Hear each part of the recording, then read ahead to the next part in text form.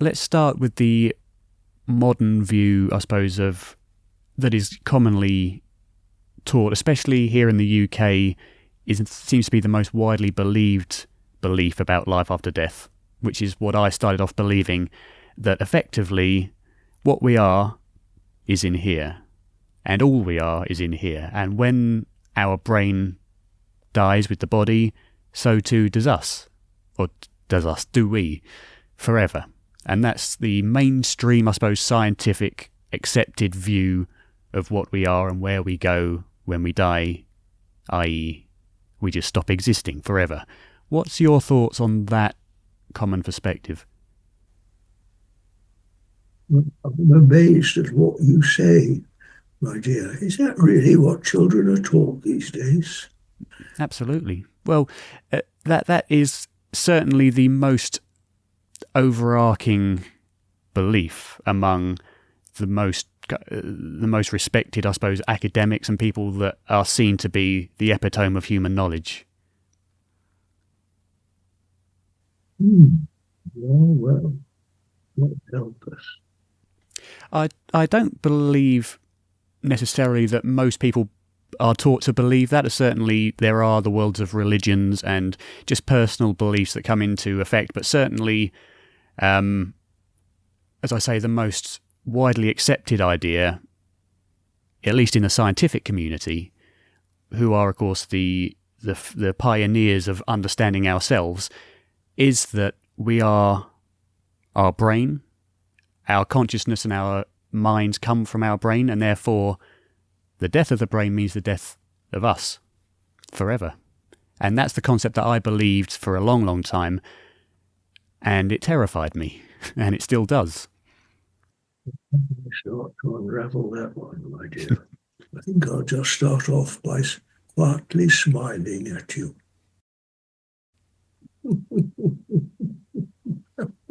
And having a little chuckle at all these scientists.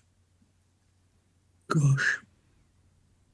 Do you know, when I started farming as a young man, science hadn't really sort of filtered down to that level. Science was just beginning to, and I'll give you an example of,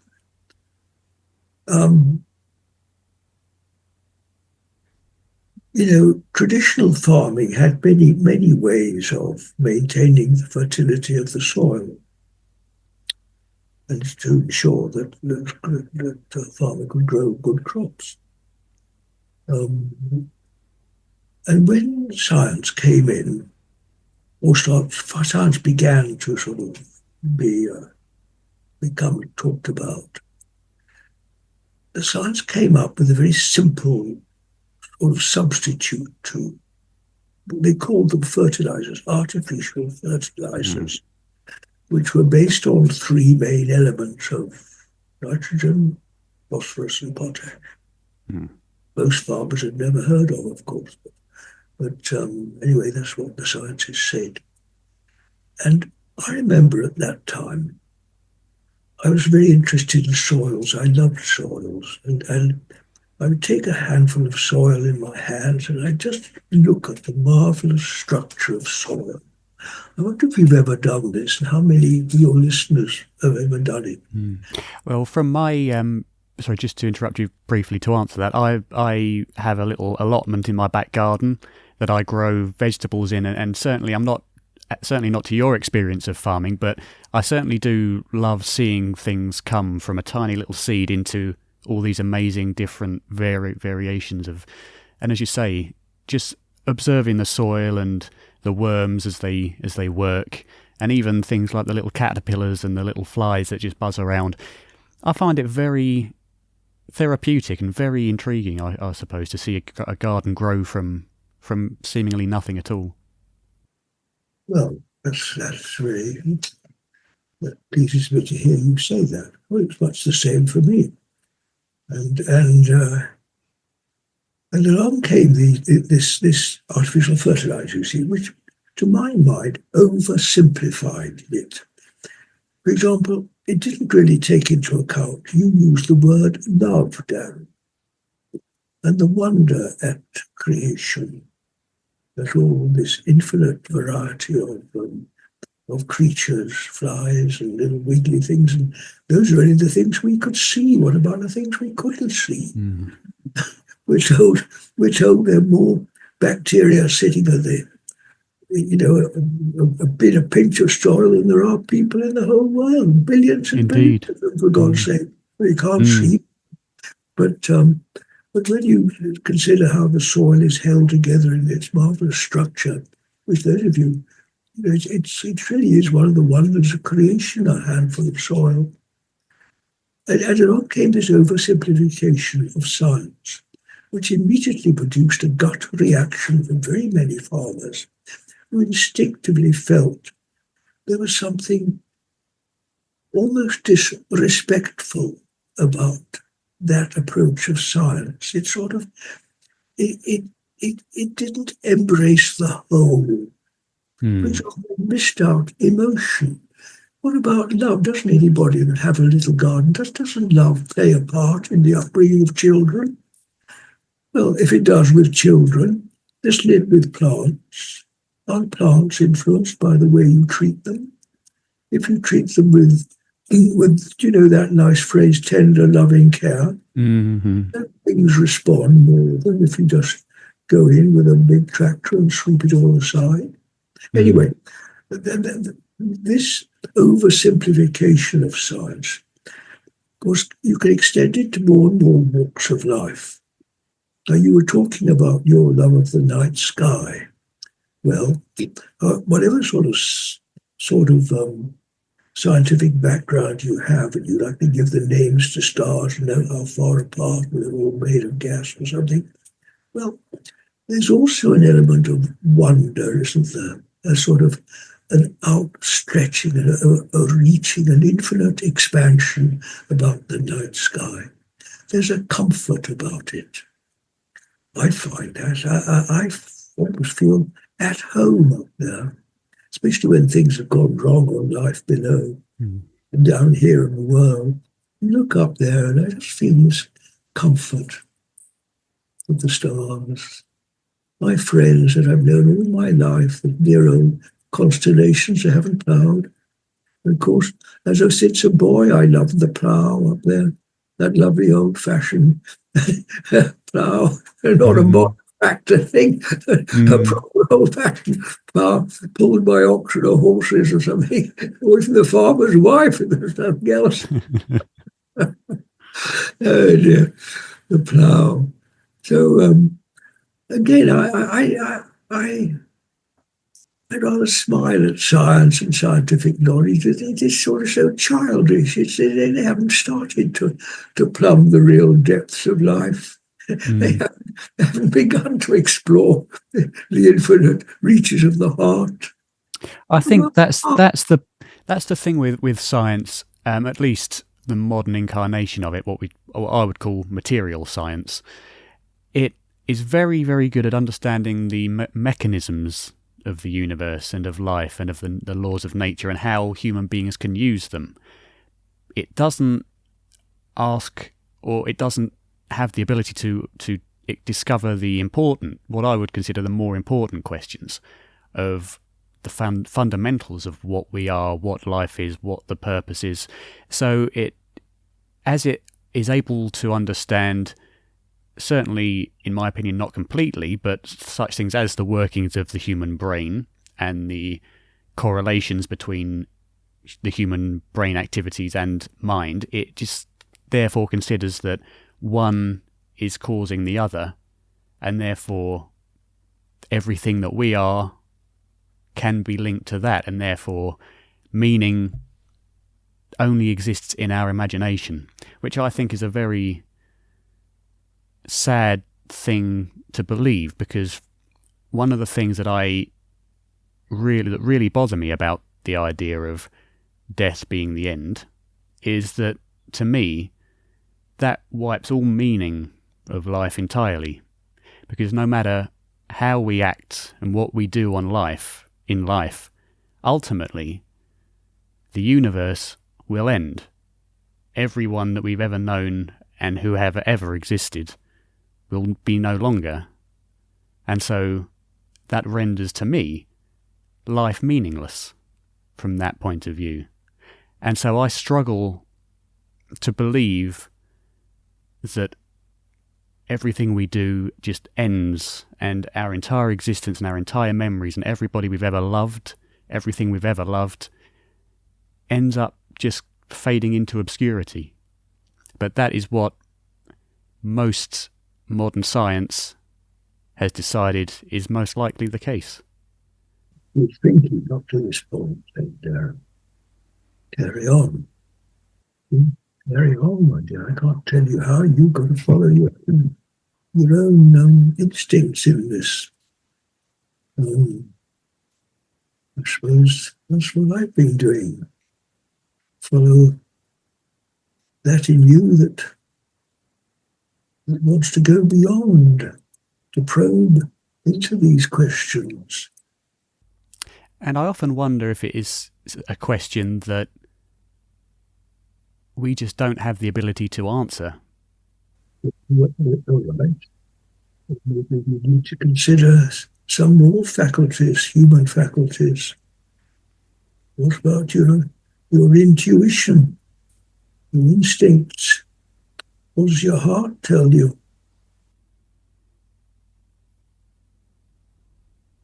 And that leads on to another shame, I suppose. I think because I was brought up in the more objective way, that's how I was brought up naturally. Things like intuition and what the heart tells you, you're taught to not consider those because feelings aren't facts, as they say. You seem to be a man that's wanting encouragement to stand on your own feet and use your own common sense, dear. You seem to be wanting to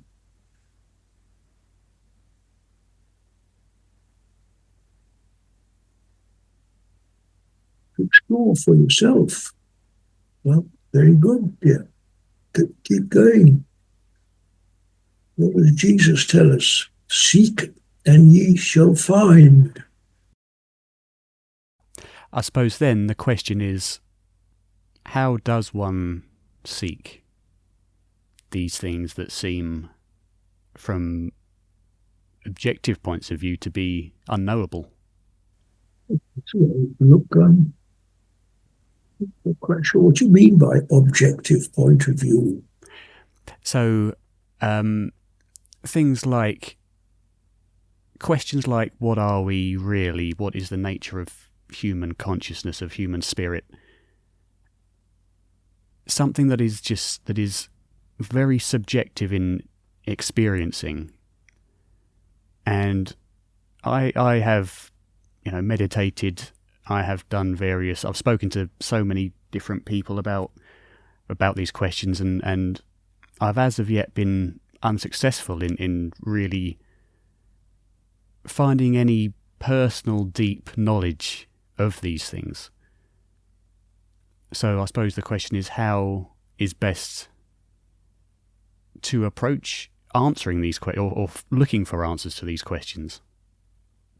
And I dare say processes such as meditation. First and most natural meditation, just being quiet.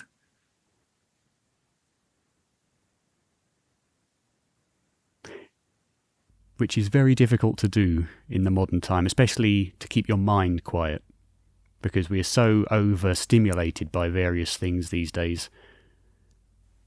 I tell you, you just feel your feet on the ground. The ground's quiet, isn't it? The ground doesn't have any problems. So keep your feet there, dear. And then, have you got a window in that room? Yes, we have several, thankfully. Well, can you look out at the night sky? Yes, I certainly can. Oh, look out, that's what I'm doing. I'm looking beyond the computer out at the night sky into that square of blackness. I love that. It is very calming. Unfortunately, at the moment, we've got a bit of a storm here, so the sky isn't lookable right now. But It's all right, lovely raindrops, a bit of wind. Yes, we got yes, the wet rain sweeping against my windows too. Well, there are two wonderful ways of bringing the mind to rest. Your feet on the ground, just look out the window, and you'll find the help is immediately available. How can I give a better answer than that? You see, God forbid that I put yet more intellectual ideas into your head. It's already got more than enough. It seems to me that what your mind needs is a bit of rest. I would absolutely agree with you. I think there's so many different ideas that it all just gets too much and too confused. Right, but let's come back to common sense, dear. What do I mean by that? What's common sense? It's looking, it's listening, and feeling. Those are our three main senses, aren't they? Now then, is your computer standing on a table? Yes. All right, well, put your hand on the table, dear, and just feel the table, which is still. Completely still and at peace. The table doesn't have any problems, does it? And the floor beneath your feet doesn't have any problems. And the night out there doesn't have any problems. The problems are just within this silly little thing here. Well, use the help that's available on all sides. Use your common sense. As elder people have been saying to young ones throughout history, long before science was invented, dear. And, well, even the most simple, humble people, never mind that clever academics, dear, they said to their children, use your common sense. I can't give you better advice than that. And I think that goes back to what we were saying earlier, that this sort of thing is severely lacking in contemporary society right now. Exactly, dear. Now we come on to the difficult questions, dear. What's this life? Well, the sky doesn't end, does it? I could die out, the sky couldn't care less. The sky's still the same. In the churchyard, up the hill, all those graves, the same sky, when they died, is there now. And it will be long after I'm dead and forgotten. So there's a continuity, isn't there? And what about the earth? Isn't that going to continue? Well, I know they say it's all going to end up well. If it does, so be it. But at least it lasts longer than you and I do. There's continuity. So why on earth you listen to this silly nonsense about life ending when this particular embodiment dies? I think as human beings, we naturally have a fear of death and of our own personal experience being extinguished and all memories and all activities and loves and everything just vanishing and never having meaning or experience again. How do you know? Well, indeed. Exactly. You don't know, do you? Well, to trust not knowing, Darren. Do you know, now I'm an old man. I have a very famous, one of my favorite sayings is, God knows and I do not. Do you know, I don't trust people who think they know, because now, as people say, I'm very old and wiser than I was. I come to realize that human knowledge is actually ignorance still. Human knowledge is spiritual ignorance. As the Bible puts it, the wisdom of man is foolishness to God. And let's just use our common sense. and stretch out beyond the window into the night sky. Mm. Mm. How could we go? Learn our nature through observing nature itself. Well, that's natural, isn't it? You can't do better than learning from nature. It's natural. It's what's got to be more natural than that. The trouble with human knowledge and human this and that, it's unnatural. It's based on thinkery, thunk, and not on common sense. It's based mostly on the brains of other academics as mixed up as you are. Mm. And how many of them have ever ploughed a field, dear? Indeed. How many indeed could plough a field effectively? Could plough a field or even dig it. So through your many years of life and exploration, what have you come to understand about the spirit, I suppose, the concept of the spirit or the soul or the nature of the human being? Well, dear, long before I ever heard of these words, I'm brought up in the country, and I'm comfortable with silence. I like to be silent. I love the grass and the trees. I love to work in the fields silently. Long before machinery was invented, just working quietly by hand in the fields. I like to walk in the country every afternoon. I do it now. I'm usually alone. I like to just go and refresh my mind with the got a lovely river here and nice water meadows. In summer, some cows and things. I always feel sort of brought back to nature. You can't go wrong. Even in a city, there are trees and things to look at. Something of the sky, and there's always silence. It's not difficult to learn to just listen beyond the sounds, and you find silence with you everywhere. And it's such a comfort if you just put your hand on a wall, stone wall or a brick wall. You immediately feel the stillness and the stability of the stone. It's a marvelous thing, dear. Stones are wonderful teachers. Stones and the earth, even asphalt beneath your feet, dear. It'll bring you back to being where you are. We always go crazy when we lose touch with where we are and go off into the unnatural. That's when things go wrong. Listening to other people, even less natural than ourselves. Back to nature. And you'll always find this stillness, this quietness.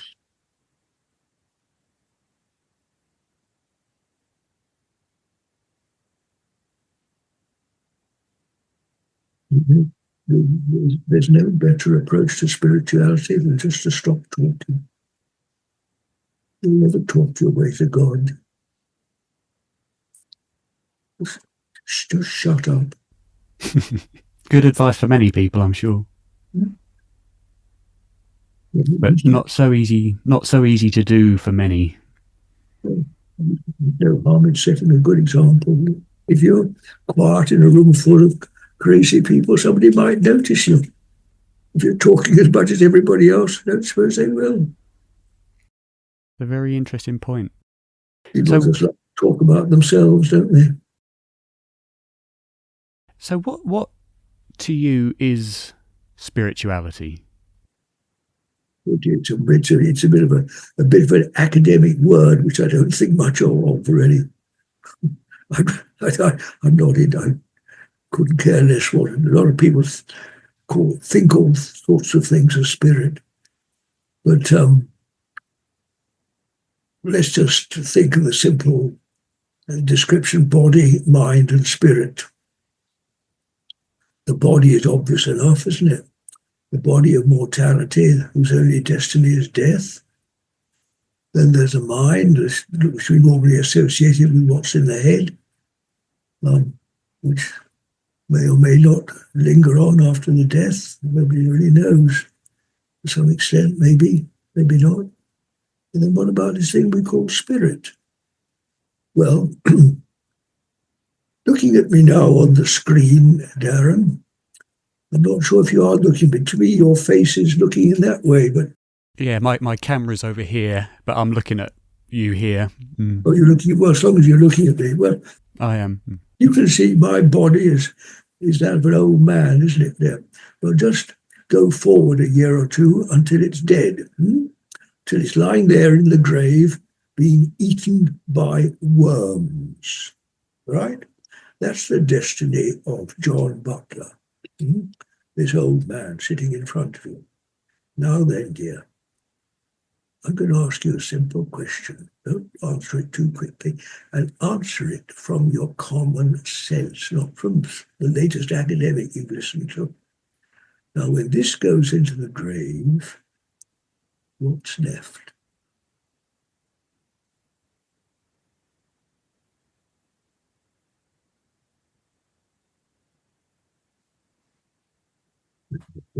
Just stay with that. See, you took time to answer, and in that answer, you were in that wonderful space of not knowing, and yet you were still, you were silent, weren't you?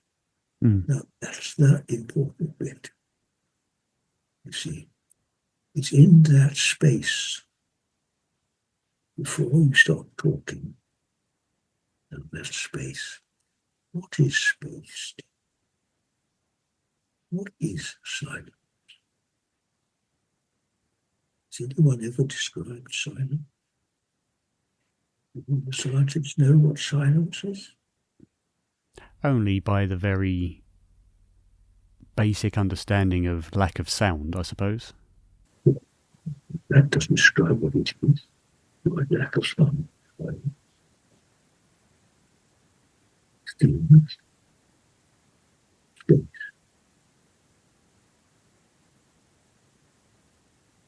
Your mind is quiet. You sleep. And what about peace?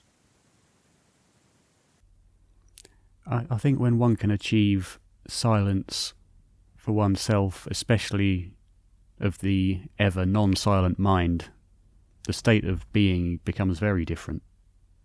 But how can you achieve it? Isn't it already here? You can't get it. It's already here.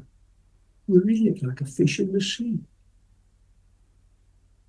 You nod your head, you blink your eyes in silence. But that, I can see a black window behind you, this black space of the night. Whatever silly things come out of our mouths, that stillness of the night is behind us like a background to all this human performance that's going on down here. I know, I don't know. It's just there. This peace that passes understanding, as the Bible describes it. Peace that here's human understanding just going round and round our silly heads. And there is this eternal peace, this ever-present silence, which we can never not be, which we can never not be anywhere else. The question is then, how do we clear away the clutter to become properly aware? You don't have to, you just look out of the window at the night. Just feel, don't try to clear away anything. Just open up in consciousness a bit. Open up your awareness. Use your common sense. You don't have the mind. Your mind is just. Think of your tummy. Your tummy is down below here, digesting your last meal, isn't it? You've hardly thought about it for the last half hour. But it's going on, digesting the meal. Your mind is just a higher digestive system, processing all the things that are churning around in the world today. bit more complicated than your tummy, but basically just a digestive system in here in your head. Now, what's beyond that? What is able to nod your head at my description? You understand it. You know what I'm talking about. You're able to look down, as it were, from your mind with a bird's eye view and see that the mind is just the mind. There's no problem. It's just doing its natural function. But if you live there, you're only living in your body and your mind. You're only living in 2/3 of what's available. So, in fact, because both body and mind are very limited, your infinite potential, you're hardly touching it. And I've seen an equivalency that the spirit or the soul or the essence of humanity is that which can observe the mind and the body from behind it. Much like, I mean, when I think of spirit and soul, I tend to think that something's just vibrated. I tend to think that God. Would I consider myself an atheist to religious God? Certainly, but I see a God as a consciousness of which we are all part of, and therefore I see kind of the spirit or the soul, if such a thing exists, to be that, as I say, similar to. Okay, so imagine that consciousness is the sky and our minds and our bodies are all clouds within that sky. That sky is always there and is necessary for those thoughts, mind, to exist within. And that we, as the spirit, are those that are experiencing these. But it's difficult to wrap your head around when you're living in a mind that's so closely connected with you, I suppose. It is if you choose to remain stuck in your mind, Darren. But I suggest you just open the door and step out into the bigger world. Then you'll see the mind is not such a big deal as you think it is. I think one problem that I have is because I have a naturally very overactive mind, and it led me to kind of develop an anxiety disorder where my brain is just constantly in heightened alert, and it's focused around a fear of death and a fear of being ill, which maybe due to my age is more concerning than somebody who's perhaps come more to peace with the idea of death. But I suppose for me, with the anxiety that focuses on death, it's more difficult for me to break away from that fear when my body is constantly reacting as its nature to a threat that isn't there. But it's not its nature, dear. It's unnature. It's its unnatural condition. Well,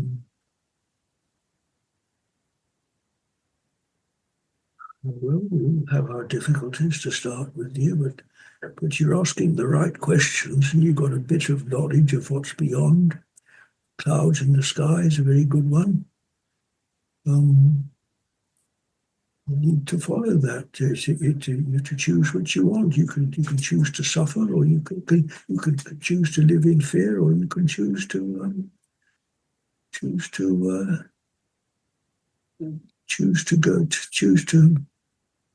move into something bigger. But you're free to choose, dear. Some people do choose to live in fear and never come out of it. If you're an intelligent young man, why shouldn't you?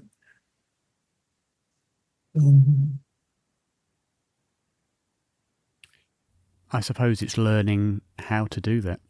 Help it on all sides. I keep telling you, use your common sense, dear. You'll find it helps on all sides.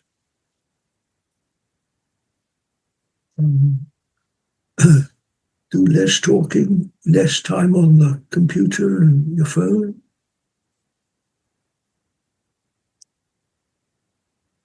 And live more with nature as much as possible.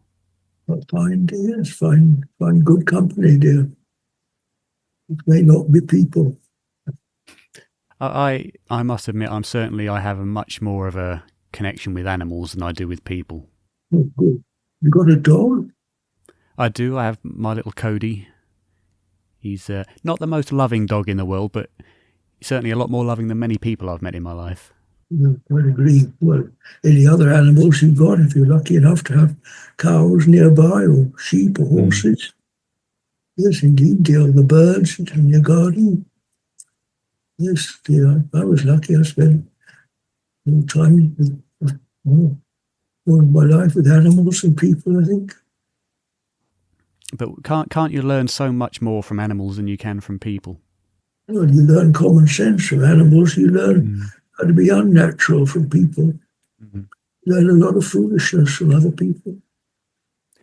I think that's the difference between, I mean, we as a society value intelligence in terms of academic intelligence, but I think there's a huge difference between intelligence and what you would call common sense, what I would probably call wisdom.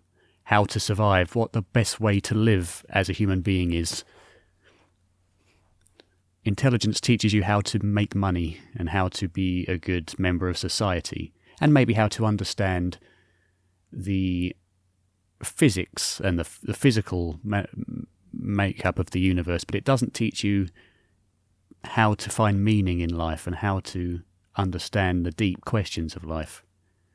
You just need enough courage, Darren, to follow what your own better instinct is telling you. If you can, much progress is achieved by not so much trying to grab it or get it, but by eliminating what isn't it. By eliminating what isn't helpful.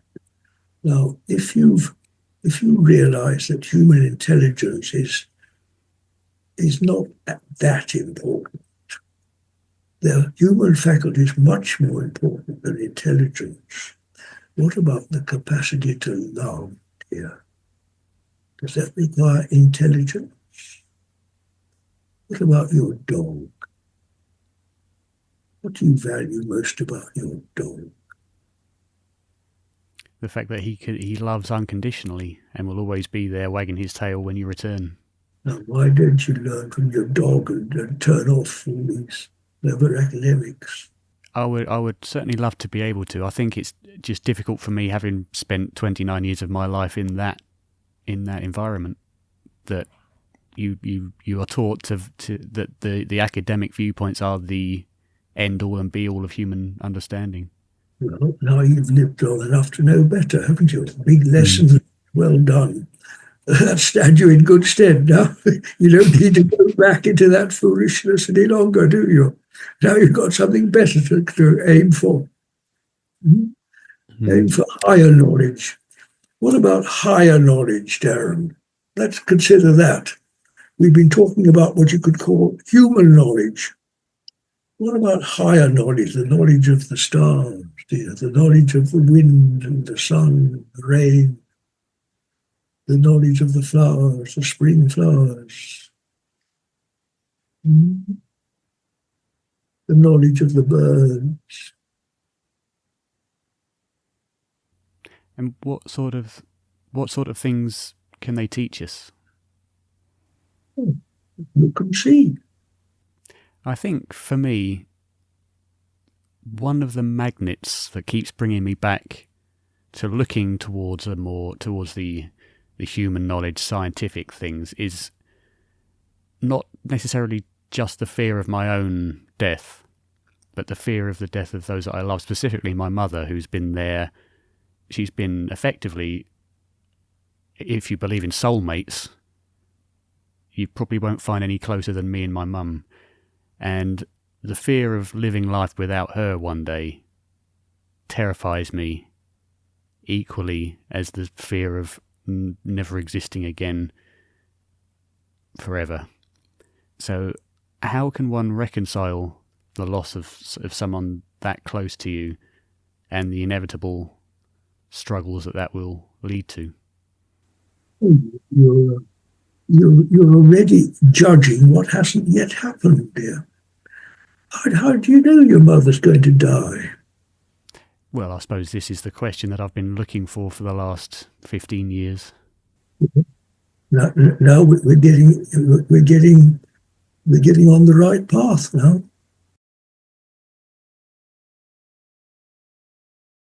And I've searched for, I suppose, comfort more than anything, which has led me down so many different subjects, like, for example, mediumship, near-death experiences, mystical experiences, all these kind of things. Come back to common sense, dear. Come off it. Stop trusting other people, dear. Stop trusting what people say and just use your common sense. Come back to this silence.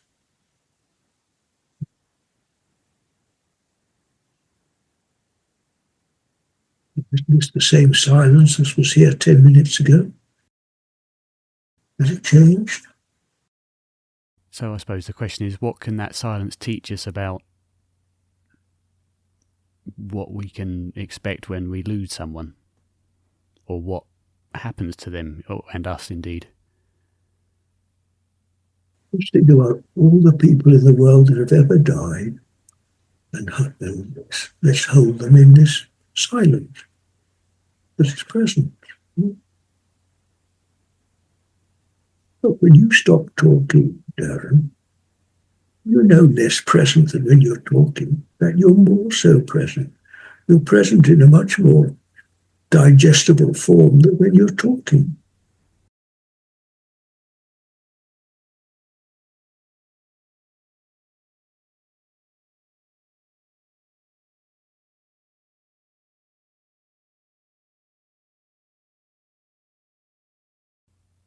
So,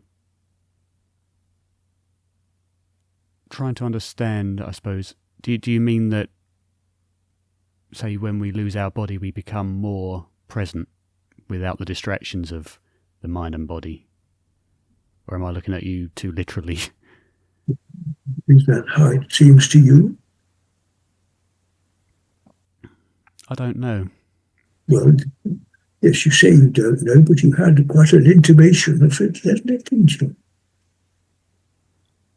Just stay with it a bit longer, this silence, which you can also call, let's just extend it, silence, stillness, space.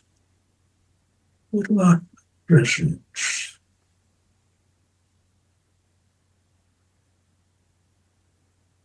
Presence of what? And what is spirit?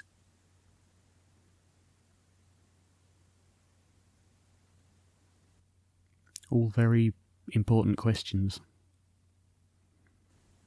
And what is love? What is freedom?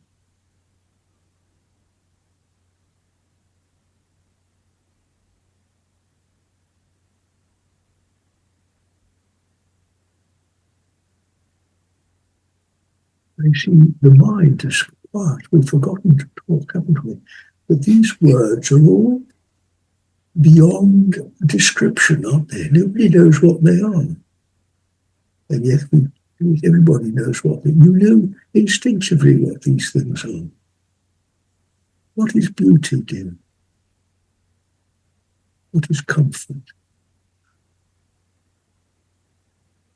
Why does Jesus say the phrase, I am with you always?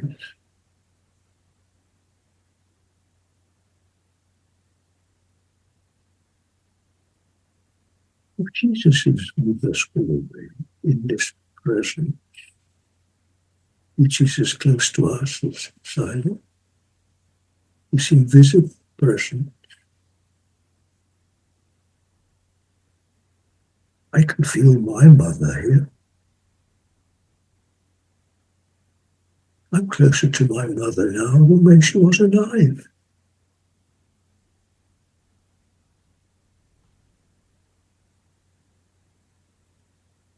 What is this thing we call death? Or is it just a gateway to freedom? A gateway to presence? A gateway to spiritual presence? Has anyone ever really died? And what is our experience of presence at that point? Well, your experience is still very immature. You haven't exercised it yet. You need to practice when it'll become more real to you. This you might call work of meditation. It's also just life itself will teach you. Just one more word to say, because if you come back to this presence, which is also freedom, which is also unconditioned, pure love, this love, again, as the Bible teaches us, casteth out fear. When we find this presence, there's no fear, is there? You are held in this absolute security.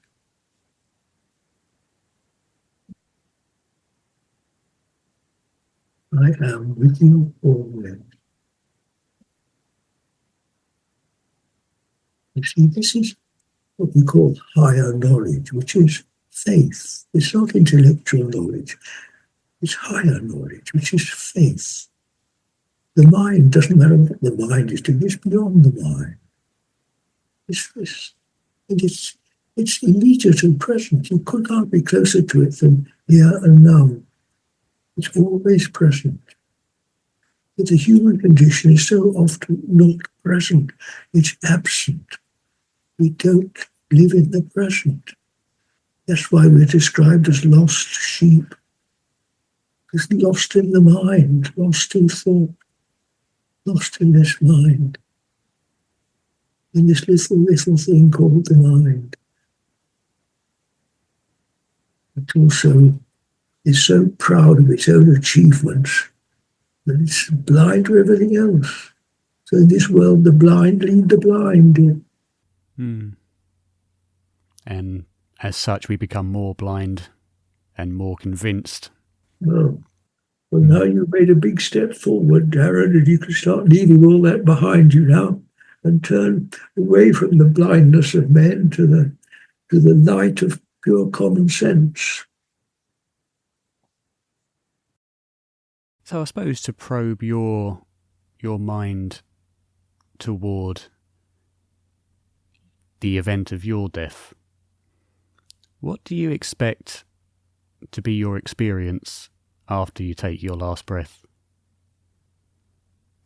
If you ask me what I think or what I expect or my opinion on things, I won't really answer you because I've learned to distrust this thing called I and I think.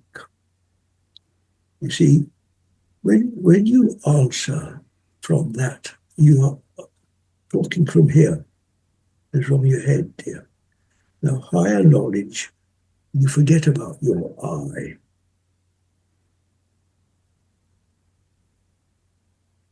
This is called the ego, and it's that which separates us, which locks us up in this separate identity, which dies. Why does it die? Because it's separate from the source of life, which is spirit. That's why we die, dear. That's why your mother will die. That part of her that is separate from spirit will die, same as all flesh dies. But that's only half the story. That's not even only half. Because that's in your mother which is present, the pure love in her, as in my mother, simply continues into the everlasting. What will happen to me when I die? Well, I don't know, dear, but I have faith that when this goes into the grave, this will be left.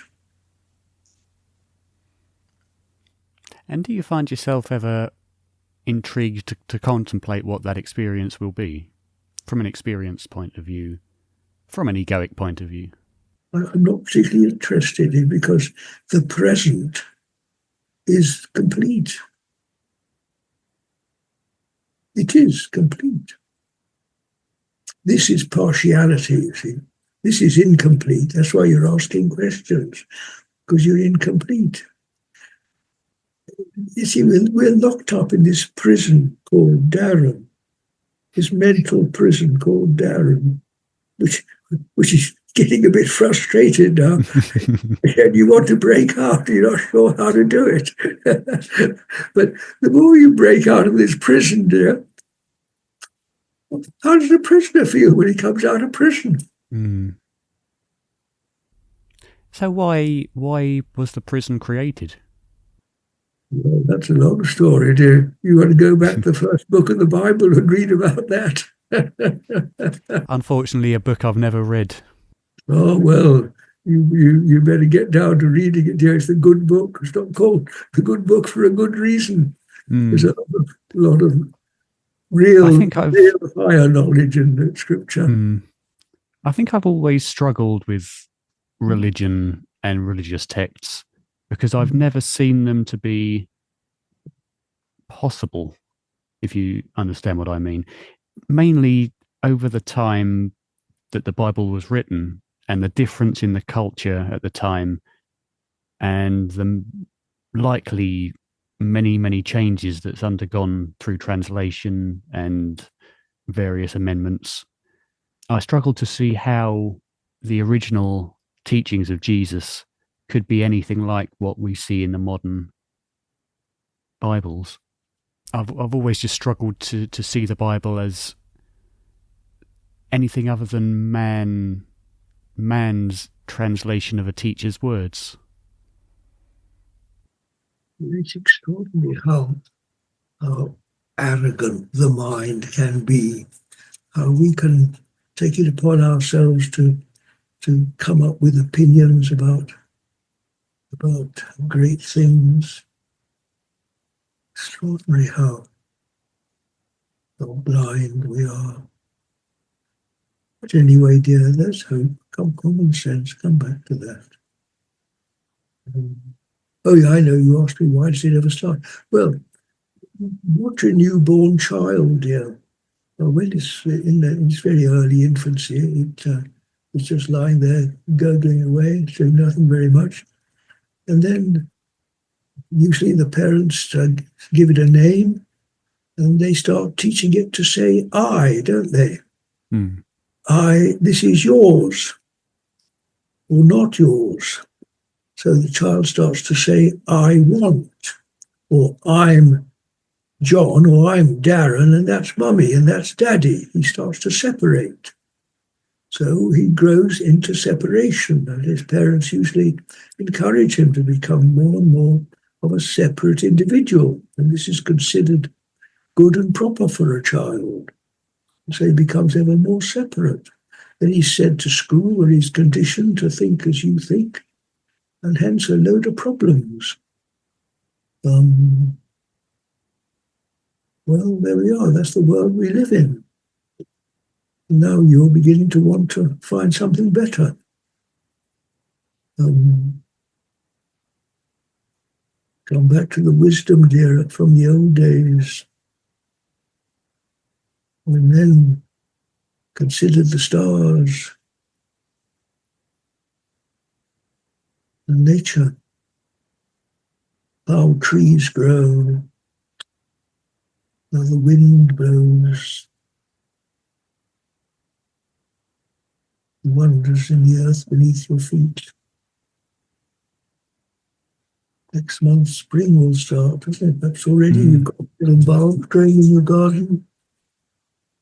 The signs of spring. Learn from these things, my dear. What do you think are animals' perceptions of separateness and individuality?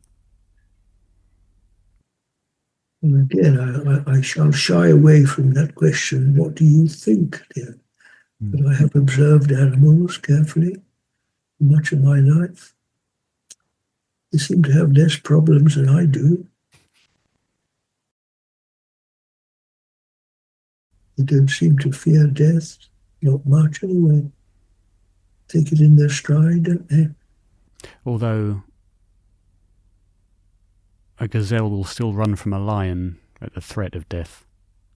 It's a big question, you see, why death comes into the world at all. That, of course, is to do with our own disease of mortality. Why is death? Why do we die? That's a subject for another session, I think, with you.